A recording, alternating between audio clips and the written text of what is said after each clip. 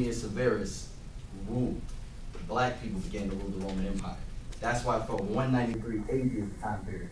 Then, 1453, the fall of Constantinople by the Ottoman Turks. That's when the Europeans began to observe. That's when the Europeans began to come back in power, the Caucasians, because what? They dwelt in an area called the Caucasus Mountains. So remember this, Rome, 193 AD, they come back in power in 1453. So the project is iconoclasm. That means breaker of images. So we're gonna read through these books. You have 10 minutes. Okay. We're gonna go to the book called The Icon, page 126. I had to write this down. It's a lot of pages, a lot of pages. And real quick, we're gonna relate this back to the Bible. So page 126, right here. I'm gonna show the pictures and I'm gonna pass it down. So everybody pass around, all right? Right here, you're gonna see dark images of Jesus Christ and his mother. The images of the prophets and the apostles, they were always painted dark-skinned people. It was the time of 1453 when they started to paint over them as Caucasian people. But they were always painted as dark people. And that's what I'm gonna show you in all these books. So a lot of these images were produced before the Renaissance.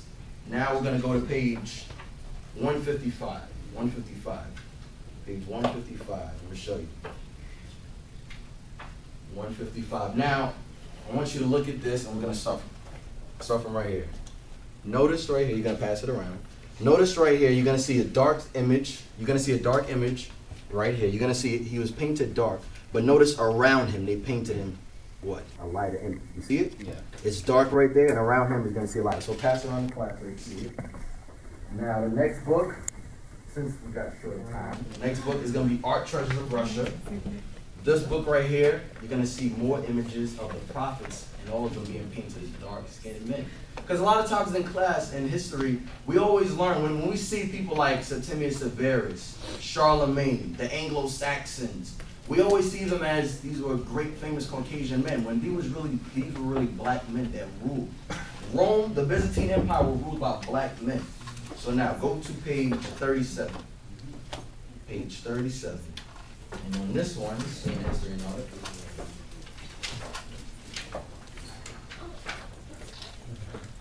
Right here, you see the Archangel Michael in the middle, Jesus Christ, right next to him is Gabriel. What color are they painted? They're painted very dark. But in many books after 1453, they're painted white. Why? You had famous iconoclasts, Leonardo da Vinci, Michelangelo, Raphael, Donatello, 3 Ninja Turtles. They were hired to paint over these images. When I went to Rome and the Vatican and I saw the Sistine Chapel, he was hired to paint biblical characters, Caucasian men. Why?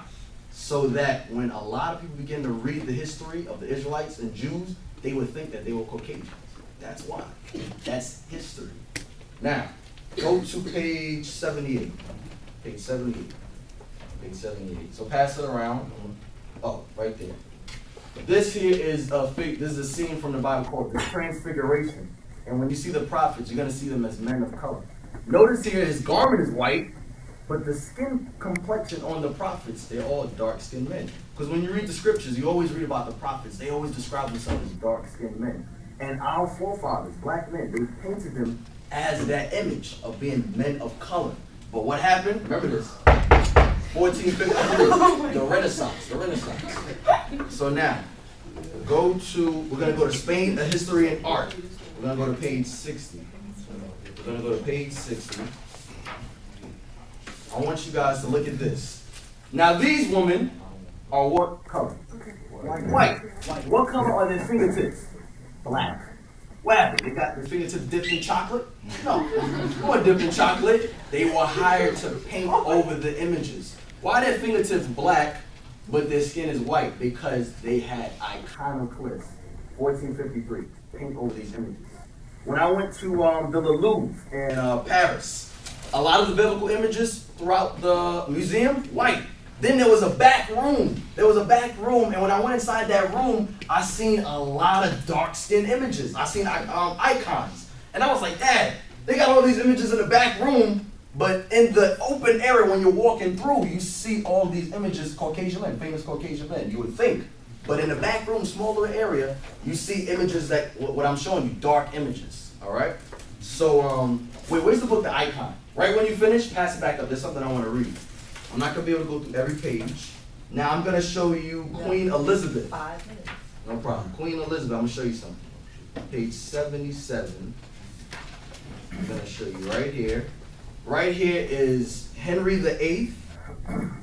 Right there. Okay, good. Thank you. Go to page where it says the icons of Constantinople. Right here is King Henry VIII.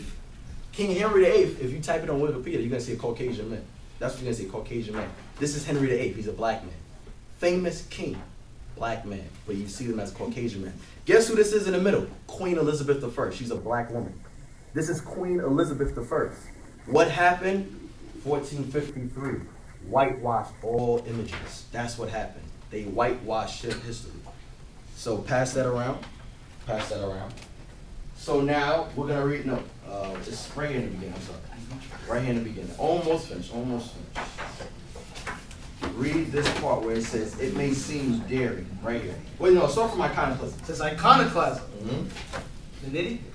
Venetian looting in 1204. Right. And the sack by the Turks in 1453. Remember I said the Ottoman Turks sacked the Byzantine Empire, 1453. That's what Are the main reasons why only very few icons have survived in Constantinople. Right. It may seem daring, therefore, to write an entire chapter on the icons of the capital. Right. Yet the situation is not quite so hopeless. The situation of a lot of these icons with dark-skinned people, it's not so hopeless. Why? Because there are still some images that survive. That's why I'm able to show you these dark-skinned images. They didn't whitewash every painting because it was too many. Read on. It says icons existed not only as panel paintings, right, but also as frescoes and wall mosaics. Right. Some of which have emerged from layers of whitewash. They've emerged from what? Of whitewash. Layers of whitewash. That's why when I showed you that Christian woman, she had her image around there. She was all painted white, but her fingertips were black. Why? Because a lot of times they didn't finish whitewashing these images. Now that's all I wanted. Real quick, almost finished, bro. Almost finished. Almost finished. This is page 116. Guess who this is? Spartacus. Spartacus. This is found in Tel Aviv, 1954. He's a black man. But why do we always see him as Caucasian men? Whitewashing. That's why. This is Spartacus. You can pass the book. You can pass the book. And one more. Two more points. Go to page 77. This is the Oxford, oldest English university. The Oxford Illustrated History of Medieval Europe. We're going to go to page 77, and we're going to look on the wall. We're almost done, page 77.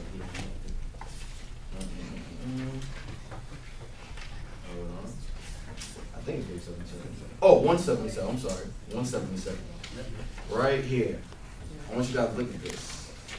This is Hosea, Daniel, King David, and Daniel, Hosea, Jonah, and King David. What color are they painted? Brown. Black, right. Brown men. Guess when this was before 1453. This is the remarkable windows at Augsburg Cathedral. So you guys can pass that around. Here you go. Now we're going to read one scripture to show why it happened in history. Okay, thank you.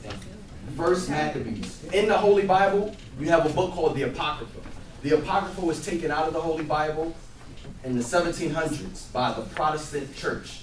The Apocrypha, you could get a King James Version Bible, 1611. You'll see the Apocrypha in it. This Bible has the Apocrypha in it. It cost me a great deal of money, but it has it. It's still in there. So read First Maccabees chapter 1. First Maccabees 1:1.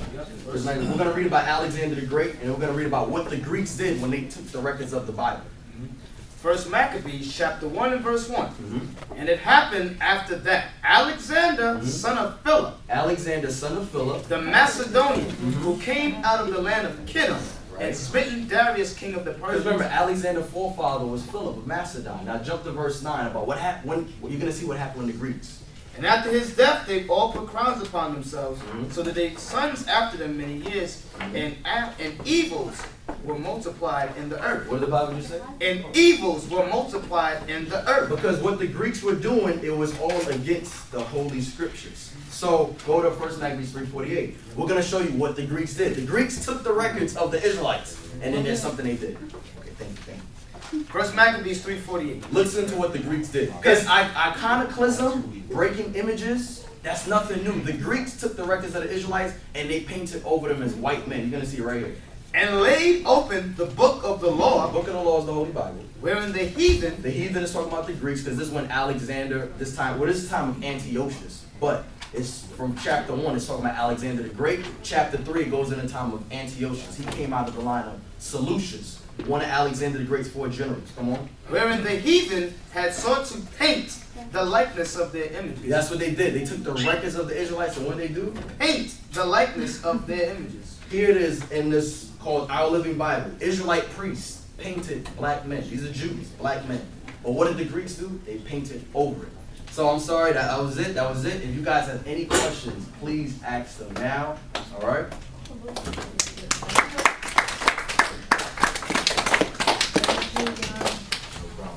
Any questions? Any questions? Any questions? Yes.